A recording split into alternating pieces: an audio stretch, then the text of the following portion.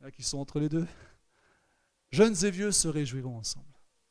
Est-ce que c'est pas l'Église, en quelque sorte? L'Église qui va se réjouir ensemble. Amen. Ils se réjouiront ensemble. La vie est faite ainsi. Vous êtes jeunes, et puis les années passent, et puis à un moment, eh bien, vous devenez vieux. Hein, c'est la vie. C'est la vie, c'est comme cela. Et la vie est aussi faite qu'il y a des jeunes qui cohabitent avec des vieux, ou qu'il y a des vieux qui cohabitent avec des jeunes. On va parler comme cela de différentes générations. Et nous sommes, ce matin, nous qui sommes réunis, il y a différents âges, il y a différentes générations. Nous sommes des jeunes et nous sommes des vieux. Et parfois, il peut exister des conflits entre les jeunes et entre les vieux. On appelle cela des conflits de génération. Les vieux ne supportent pas les jeunes ou les jeunes ne supportent pas les vieux. Et il est bon que les jeunes fassent des efforts. J'ai entendu qu'un amen. Il est bon, les jeunes, que vous fassiez des efforts par rapport aux vieux. Et il est bon aussi que les vieux fassent des efforts par rapport aux jeunes. Ça ne doit pas être seulement que dans un sens. Amen. Il faut les deux sens, jeunes et vieux, vieux et jeunes, pour que, eh bien, nous puissions ensemble éviter les conflits. Jeunes et vieux se réjouiront ensemble, c'est beau ça. Alléluia. C'est beau et c'est à vivre. Et c'est à vivre. Maintenant, il existe des conflits quand personne ne veut faire d'efforts. Ce matin, si les vieux ne veulent pas faire d'efforts, si les jeunes ne veulent pas faire d'efforts, ça n'ira pas. Ça n'ira pas. Il est important que les vieux fassent des efforts, que les jeunes fassent des efforts et qu'ensemble, eh bien, ils puissent se réjouir. Alléluia, qu'ils puissent se réjouir. Maintenant, il existe aussi une autre possibilité, c'est de rester jeune. Et ça, je suis venu avec ce message-là, ce matin. Dieu nous garde jeunes et même il nous fait rajeunir. Amen. Dieu nous garde jeunes et même il nous fait rajeunir. Vous avez cette autre possibilité et je vais m'expliquer ce matin qu'est-ce que ça veut dire au travers de l'Écriture rester jeune, au travers de la vie chrétienne.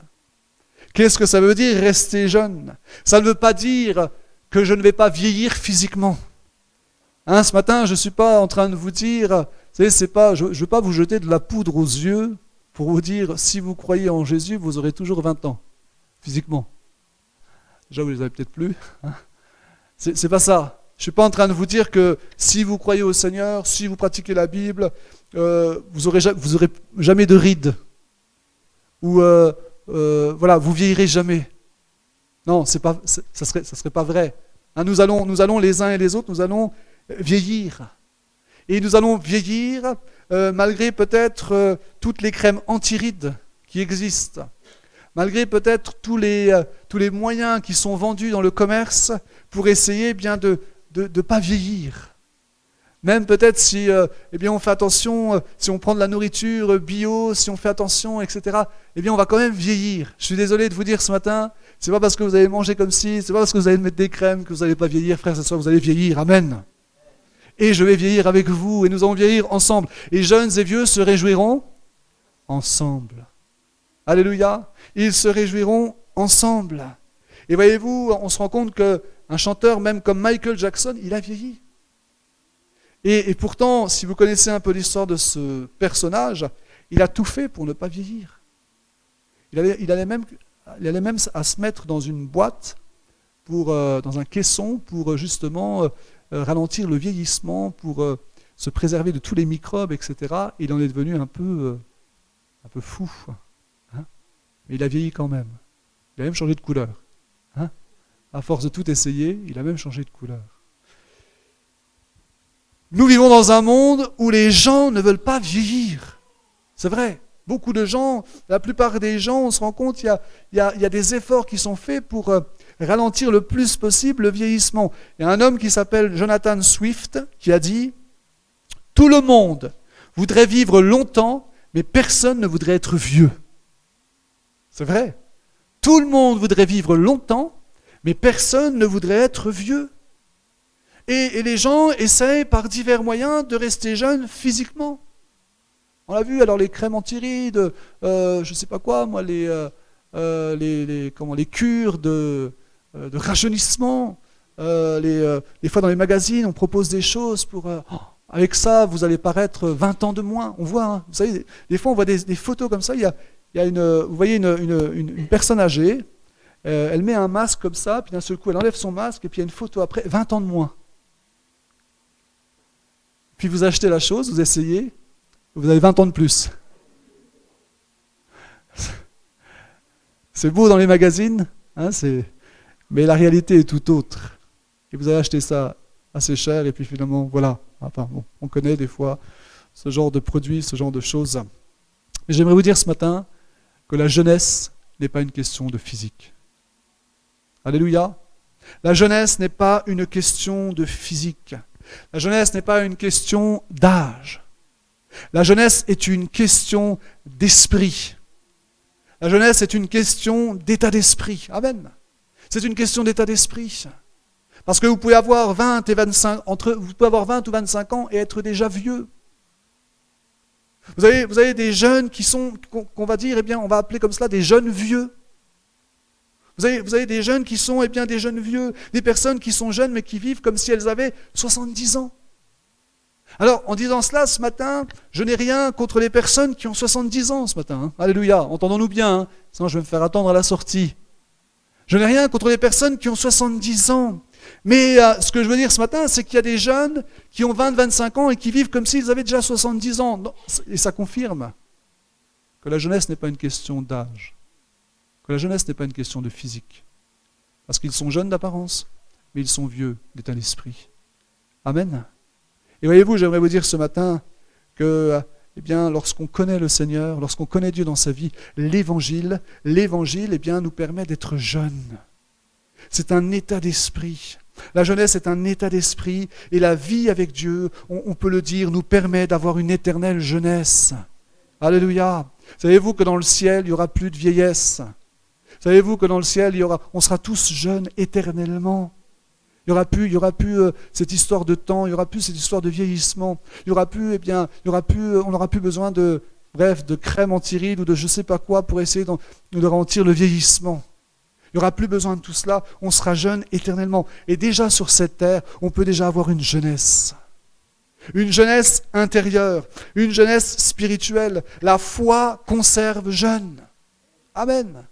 La foi en Dieu conserve jeune. Un officier, le général MacArthur, a écrit un texte sur la jeunesse que je voudrais vous lire ce matin, qui a pour titre « Être jeune ». Alors, je vais essayer de déchiffrer parce que c'est écrit en tout petit. La jeunesse n'est pas une période de la vie, elle est un état d'esprit. En effet, de la volonté, une qualité de l'imagination, une intensité émotive, une victoire du courage sur la timidité, du goût de l'aventure sur l'amour du confort. On ne devient pas vieux pour avoir vécu un certain nombre d'années, on devient vieux parce qu'on a déserté son idéal. Les années rident la peau, renoncer à son idéal ride l'âme. Les préoccupations, les doutes, les craintes et les désespoirs sont les ennemis qui lentement nous font pencher vers la terre et devenir poussière avant la mort. Jeune est celui qui s'étonne et s'émerveille. Il demande comme l'enfant insatiable, et après, il défie les événements et trouve de la joie au jeu de la vie. Vous êtes aussi jeune que votre foi, aussi vieux que votre doute, aussi jeune que votre confiance en vous-même, aussi jeune que votre espoir, aussi vieux que votre abattement. Vous resterez jeune tant que vous resterez réceptif à ce qui est beau, bon et grand, réceptif au message de la nature, de l'homme et de l'infini. Si un jour, votre cœur allait être mordu par le pessimisme et rongé par le cynisme, puisse Dieu avoir pitié de votre âme de vieillard. Général MacArthur, 1945. Amen. Restons jeunes. Alléluia, la jeunesse est un état d'esprit. Si on est rongé par le pessimisme, si on est gagné par le cynisme, si on est gagné par le découragement, si on regarde quelque chose de cette terre, eh bien à 20 ans, 25 ans, 30 ans, on sera déjà vieux. Mais vous avez des chrétiens qui, à 60 ans, 70 ans, parce qu'ils regardent en haut, parce qu'ils ont leur espoir en Jésus, ils sont jeunes. Ils ont peut-être des rides, mais dans leur cœur, ils ont une jeunesse. Dans leur âme, ils ont une vie. Amen. Ils ont une vie. Et je voudrais vous donner rapidement 5 conseils ce matin, tirés de la Bible. 5 conseils pour rester jeune. Le premier conseil, eh bien, c'est il faut être enthousiaste. Hello? Vous êtes réveillés ce matin? J'entends pas ce matin. J'aimerais que vous disiez Amen. Amen. Enthousiaste. Alléluia. Hein? Vous vous rappelez le pasteur africain un jour en convention? C'est le 11 novembre la convention. Hein? Je ne sais pas s'il sera là le pasteur africain. Mais peu importe qu'il soit là ou qu'il ne soit pas là. Ce qui est important, c'est que vous soyez là. Et que vous puissiez glorifier le Seigneur. Amen. Et que toute la journée vous puissiez dire Amen. Alléluia. Merci Seigneur. Gloire à Dieu. Amen. Avec enthousiasme. L'enthousiasme, c'est être bouillant, c'est être chaleureux, c'est être fougueux, c'est être passionné. Je vais avoir dans mon cœur un zèle, un feu qui brûle et qui ne s'éteint point. C'est ça être enthousiaste. Je ne suis pas un chrétien froid, timide et chancelant. Je ne suis pas un chrétien endormi, mais je suis un chrétien réveillé. Alléluia. Je suis un chrétien qui va avoir un zèle dans son cœur. Vous savez, il y a une émission qui passe le vendredi soir, c'est Koh-Lanta.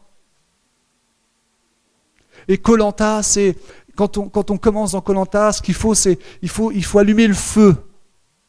Et une fois qu'on a allumé le feu, parce que c'est vital, et une fois qu'on a allumé le feu, il faut le garder. Il ne faut surtout pas que le feu s'éteigne. Pourquoi? Parce qu'il réchauffe, parce qu'il éclaire, parce qu'il permet de chauffer la nourriture.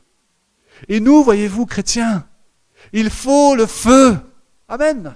Il faut le feu dans le cœur. Il faut que le feu s'allume. Il faut qu'il y ait un feu qui brûle en nous. Alléluia. Et que ce feu qui brûle en nous, nous procure cet enthousiasme chrétien, cet enthousiasme de jeunes. Alléluia. Vous savez, les jeunes, ils sont enthousiastes. Ah, ils étaient, hein. Amen.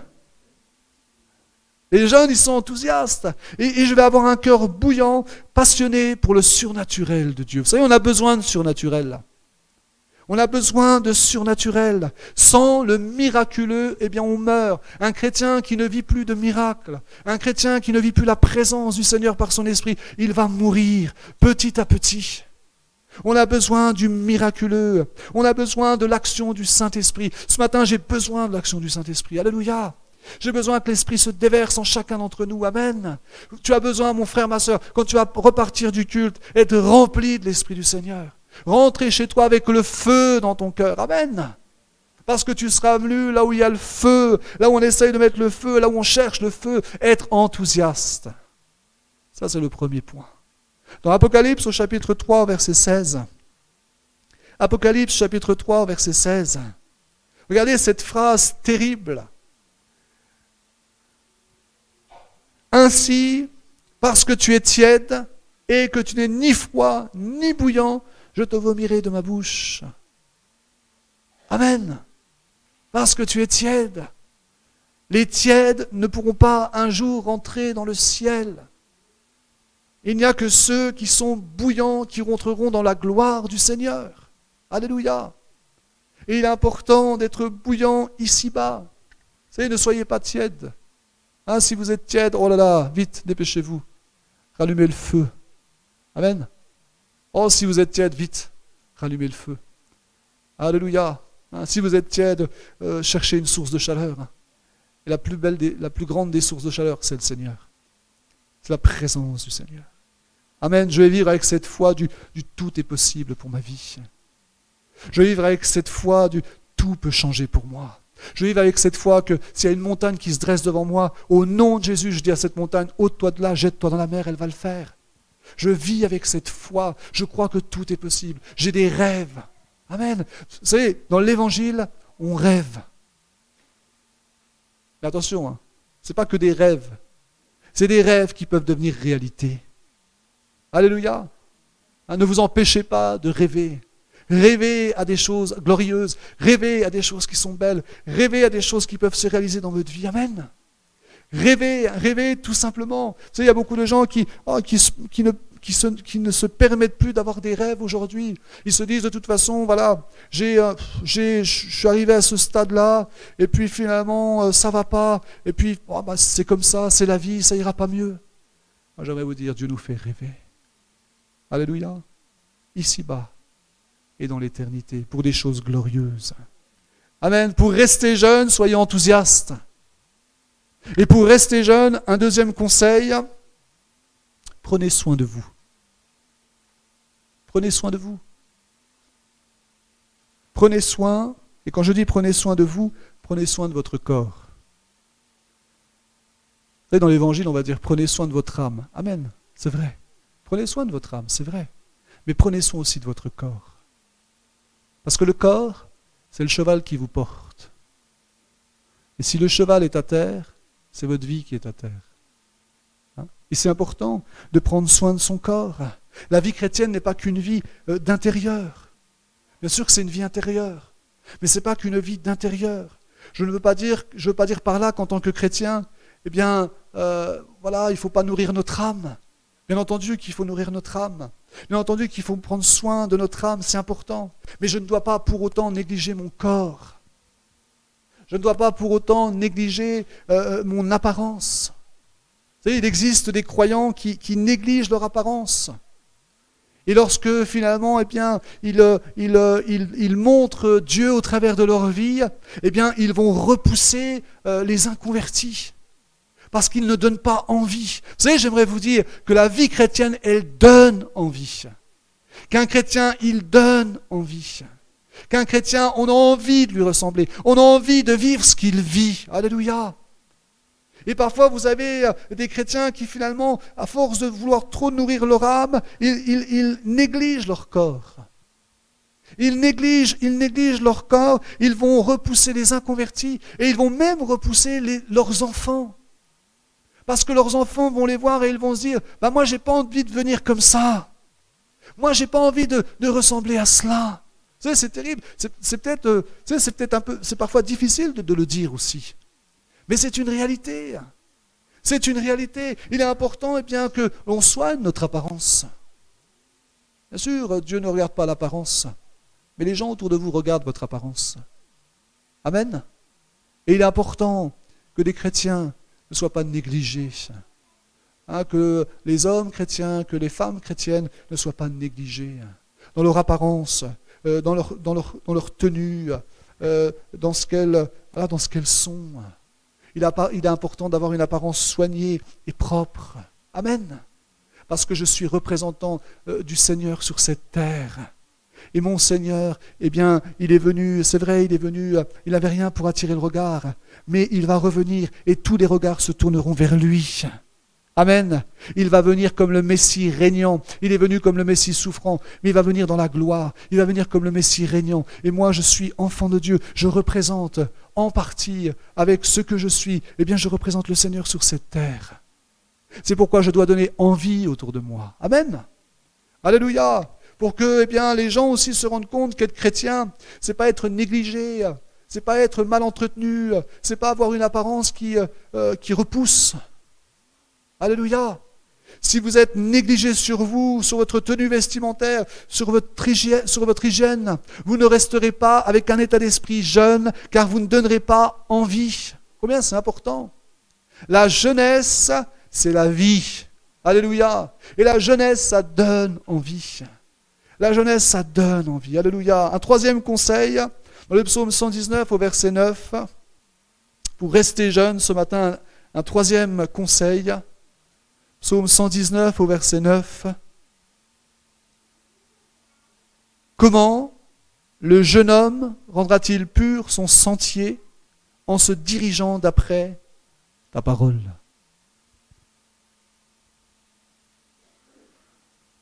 Comment le jeune homme rendra-t-il pur son sentier? Se conserver pur dans un monde souillé. Amen. Se conserver pur. Gardez votre cœur, gardez votre âme. Vous savez, qu'est-ce qui fait vieillir les gens avant l'âge? C'est le péché. C'est le péché. Le péché fait que les vies sont flétries. La semaine dernière, dimanche dernier, j'avais des petites fleurs ici, sur la chaire. Et puis on est parti jusqu'au jeudi. On est rentré le jeudi. On a fait la réunion le jeudi soir. Et quand je suis arrivé là, elles étaient toutes fanées, les fleurs. Elles avaient perdu de leur couleur. Elles étaient toutes fanées. Elles faisaient la tête. Elles étaient toutes tournées vers le bas, comme ça. Toutes, donc je les ai prises, je les ai jetées. Hein. Je ne pouvais pas les réanimer, elles étaient mortes. Et vous savez, la vie, beaucoup de gens ne restent pas jeunes, même des jeunes aujourd'hui, sont flétris par la vie, sont fanés. Ils ont perdu de leur attrait, ils ont perdu de leur fraîcheur. C'est vrai? Ils ont perdu de leur fraîcheur. Ils ont besoin de boire de l'alcool, de se droguer, de faire des choses interdites pour essayer de retrouver un peu d'éclat, enfin ce qu'ils croient être de l'éclat. Mais en réalité, ce n'est pas de l'éclat, c'est un faux éclat. Le véritable éclat, c'est une vie fraîche, c'est une vie saine. Alléluia. C'est une vie pure, c'est un cœur pur, des pensées pures, la pureté en Dieu. Alléluia.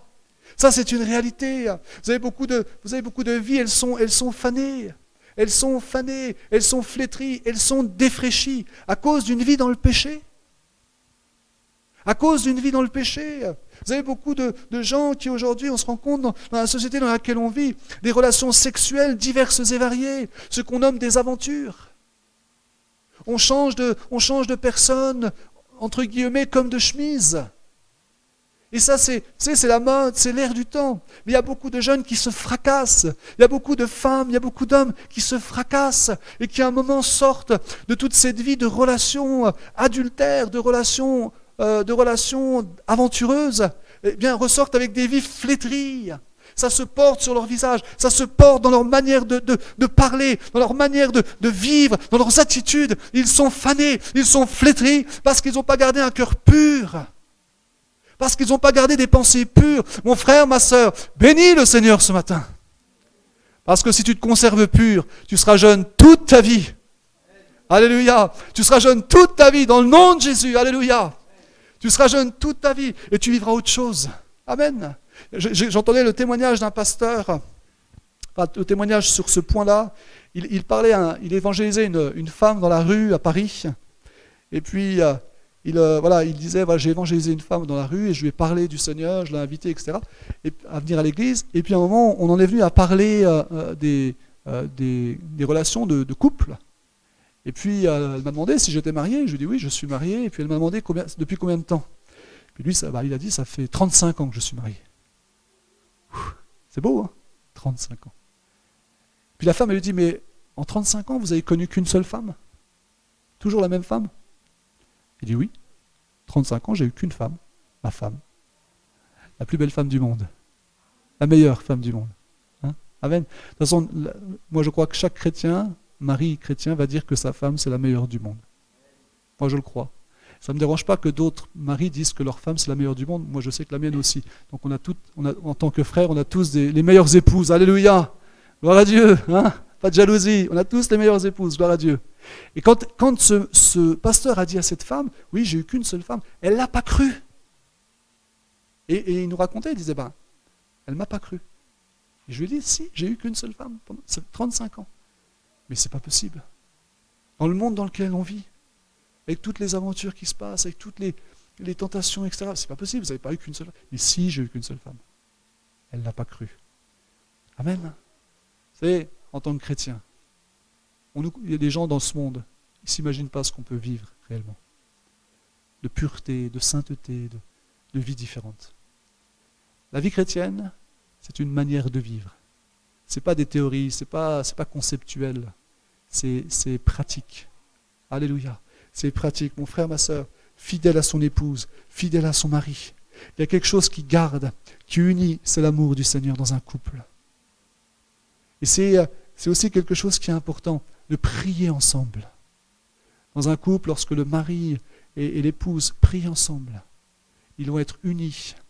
Il y a quelque chose de fort qui va se passer. Et on se rend compte que parfois, lorsqu'il y a des femmes qui tombent dans le péché dans des couples, ou lorsque des maris dans des couples tombent dans le péché, c'est parce qu'il n'y avait pas de prière ensemble. Il n'y avait pas de prière ensemble. À 99% de cas, il manquait la prière ensemble.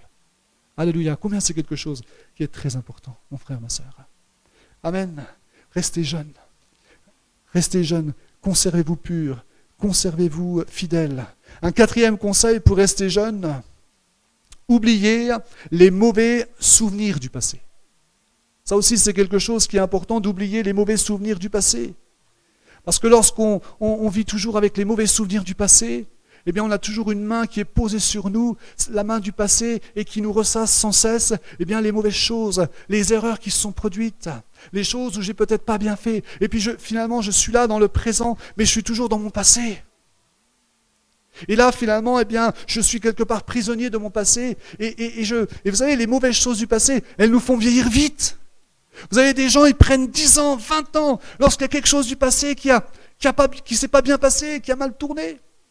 Et puis ils restent avec cela finalement, et peut-être qu'ils ne sont pas au niveau de l'âge, ils ne sont pas si vieux que ça. Mais leur état d'esprit, il est flétri, leur état d'esprit, il est abattu, il est découragé, il y a une mort qui est venue là, il y a une mort qui s'est installée en eux. Mais j'aimerais vous dire ce matin que Jésus est le Dieu de vie. Que Jésus est le Dieu de vie, que Jésus veut faire sortir la mort de votre cœur et il veut faire rentrer la vie, sa vie et sa vie en abondance. Alléluia. Et une vie pleine, une vie riche, une vie belle. Amen. Une vie qui n'est pas dans le passé, mais qui est dans le présent, avec une consolation du passé, avec une libération du passé. Et je peux après vivre dans ce présent en oubliant les mauvais souvenirs. Il y a un frère qui me disait dernièrement, il y a des choses du passé, je peux m'en souvenir, mais elles ne m'affectent plus. J'en ai été consolé, j'en ai été libéré. Alléluia. Frères et sœurs, c'est cela l'évangile. Et c'est pour ça qu'on peut rester jeune. Parce que la main qui est posée sur nous, ce n'est pas la main du passé qui nous rappelle toujours le passé. C'est la main du présent, du Seigneur qui nous dit, tu es libéré, tu es une nouvelle créature. Les choses anciennes sont passées, toutes choses deviennent nouvelles. Alléluia. C'est ça la réalité de l'évangile. C'est ça la réalité de l'évangile. Alléluia. L'apôtre Paul dira dans Philippiens chapitre 3, versets 13 et 14, « Frères, je ne pense pas l'avoir saisi, mais je fais une chose, oubliant ce qui est en arrière et me portant vers ce qui est en avant, je cours vers le but pour remporter le prix de la vocation céleste de Dieu en Jésus-Christ. » Oubliant ce qui est en arrière. Le passé, c'est fini, terminé. Maintenant, j'ai trouvé le Seigneur qui me console. J'ai trouvé le Seigneur qui m'a changé, qui m'a libéré et qui me donne un but nouveau. Oubliant ce qui est en arrière, je me porte vers ce qui est devant. Amen. Et avec cet état d'esprit, vous allez rester jeunes, frères et sœurs. Vous allez rester tout le temps jeunes. Un cinquième conseil, Matthieu chapitre 5, verset 13. Matthieu chapitre 5, verset 13. Vous êtes le sel de la terre. Mais si le sel perd sa saveur, avec quoi la lui rendra-t-on? Il ne sert plus qu'à être jeté dehors et foulé aux pieds par les hommes. Vous êtes le sel de la terre. Si vous voulez rester jeune, faites du bien autour de vous. Faites du bien autour de vous. Aujourd'hui, faites du bien. Lundi, faites du bien. Mardi, faites du bien. Vous savez, il y a quantité de possibilités de faire du bien. Un sourire, ça fait du bien. Amen. Oui. Un sourire, ça fait du bien. Amen. Un merci, ça fait du bien. Un bonjour, ça fait du bien. Un coup de main, ça fait du bien. Pas un coup de pied. Un coup de main, ça fait du bien. Une main tendue, une prière pour quelqu'un, un évangile que je laisse dans la boîte aux lettres de quelqu'un, un coup de téléphone que je passe, un SMS que j'envoie. Je bénis, bénissez les gens autour de vous. Bénissez ceux qui sont autour de vous. Bénissez votre mari, bénissez vos enfants, bénissez votre épouse, bénissez vos voisins, bénissez les collègues de travail, bénissez les gens dans le bus, bénissez les gens dans la rue, bénissez. Amen. Avec un frère, quand on arrive à Nancy, le lundi matin, c'est demain, alléluia. Quand on arrive le lundi matin à Nancy avec le frère, on sort, on arrive place Maginot, et on voit des gens et on leur dit « Dieu vous bénisse, Dieu vous aime » ou « Dieu vous bénisse » ou on bénit les gens autour de nous. Amen. Et il y a des gens, ils sont contents qu'on les bénisse. Et parfois, ça permet, alors pour l'instant, ça n'a pas encore permis, enfin en tout cas pour moi, parce que je dois... Lui, il a de la chance, il peut encore rester un moment, mais moi, je dois filer vite au bureau. Mais en bénissant les gens, ça peut permettre de leur parler après. Amen, faites du bien autour de vous. Alléluia, faites du bien autour de vous. Vous êtes le sel. Vous savez, le sel permet de conserver des aliments. C'est puissant, le sel. Ça permet de conserver des aliments. Le sel, c'est un excellent conservateur. Et le sel aussi, ça permet de faire fondre la glace. Lorsque vous arrivez, vous savez, on est en automne, là, bientôt en hiver, et les gens sont glacés. Vous avez remarqué que dans l'est de la France, les gens sont glacés. Hein? C'est froid. C'est froid. Parfois, vous croisez quelqu'un, bonjour, vous souriez, vous dites bonjour, et vous regardez. Qu'est-ce qu'il me veut celui-là? Juste vous dire bonjour. Mais si vous êtes le sel, vous allez faire fondre la glace autour de vous. Vous allez faire fondre la glace. Moi, je sais que dans certaines situations, des fois, c'était glacé. Et je suis arrivé comme ça, avec une parole que le Seigneur a mis sur mon cœur, ou simplement une attitude. Et ça a changé. Ça a changé la relation avec les personnes. Ça a fait fondre la glace. Bénissez le Seigneur, vous êtes le sel de la terre. Et que le sel ne perde pas de sa saveur. Vous savez, quand on a du sel qui n'arrive plus en hiver à faire fondre la neige, à faire fondre le verglas, il ne sert plus à rien. Hein. Il est jeté dehors et il est foulé aux pieds des hommes. Mon frère, ma sœur, que tu ne sois jamais un chrétien qu'on foule aux pieds. Alléluia. Que tu ne sois jamais un chrétien qu'on foule aux pieds. Tu es enfant de Dieu. Tu es fils de Dieu. Tu es le sel de la terre. Et le sel, on ne peut pas le fouler aux pieds. Si on le foule aux pieds, c'est qu'il a perdu de sa saveur. C'est qu'il n'est plus efficace. Mais qu'on puisse dire, Seigneur, que je ne sois jamais du sel qu'on foule aux pieds. Mais que ma vie, elle est toujours de la saveur. Alléluia. Qu'elle puisse toujours apporter quelque chose autour de moi. Voilà, 5 conseils. Je vous ai donné 5 conseils ce matin. Être enthousiaste. Prendre soin de votre apparence, de votre corps. Vous conserver pur, oublier les mauvais souvenirs du passé et faire le bien autour de vous. Alléluia. Et je voudrais vous dire pour conclure que Dieu nous garde jeunes. Dans le psaume 103, verset 5. Psaume 103, verset 5. Dieu nous garde jeunes. Il est dit là, c'est lui qui rassasie de bien ta vieillesse, qui te fait rajeunir comme l'aigle. Rajeunir comme l'aigle. Oh, qu'est-ce que ça veut bien pouvoir dire? Parce qu'on se dit, mais quel rapport le rajeunissement avec l'aigle? C'est vrai. Quel rapport entre le rajeunissement et l'aigle? Alors je voudrais vous expliquer, j'ai trouvé la signification. Et vous allez voir, c'est une belle chose. Un aigle royal peut vivre 70 ans, jusqu'à 70 ans. C'est beau un aigle royal. Je ne sais pas si vous avez déjà vu à la volerie des aigles, en Alsace, il y a des aigles magnifiques. L'aigle royal, c'est beau, c'est un animal magnifique. Et il peut vivre jusqu'à 70 ans. Et à 40 ans, l'aigle royal est confronté à une crise existentielle. C'est la crise de la quarantaine. C'est la crise de la quarantaine pour l'aigle royal. Et à 40 ans, il fait une crise existentielle qui n'a pas son équivalent dans la nature. À ce moment-là, la corne de son bec est devenue si épaisse et tellement recourbée qu'il ne peut plus se nourrir. Ses serres sont tellement dures qu'il est incapable d'attraper sa proie. Ses ailes magnifiques pèsent si lourd qu'il ne peut plus voler. C'est terrible. L'aigle, là, à ce moment-là, il est ce bel animal qui est majestueux. Là, il est tout rabougri, il ne peut plus bouger, il est sur le point de mourir. Soit il meurt de faim très rapidement, il ne peut plus voler, il ne peut plus attraper ses proies. Soit il s'isole très haut, tout là-haut dans la montagne. Dans ce second cas, isolé de tout, il va disparaître pendant 3 longs mois. Il frappera d'abord la corne de son bec contre la paroi rocheuse, jusqu'au moment où son bec cassera, afin qu'un autre puisse repousser. C'est beau, hein? C'est pas tout. Avec son bec neuf, il arrachera ses griffes, l'une après l'autre, et en laissera pousser d'autres.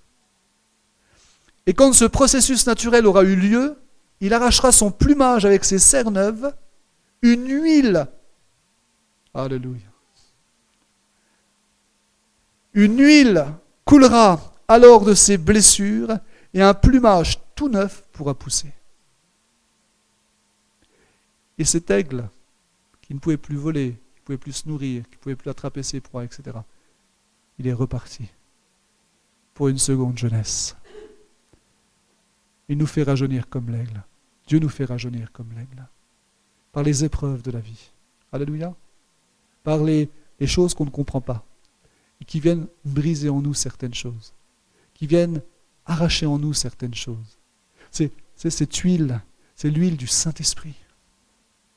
Lorsque nous sommes dans des moments difficiles, lorsque nous sommes dans des épreuves de la vie, et le Consolateur, l'Esprit Saint, qui vient sur nous, qui vient en nous, et qui vient là, régénérer en nous la vie abondante de Jésus-Christ.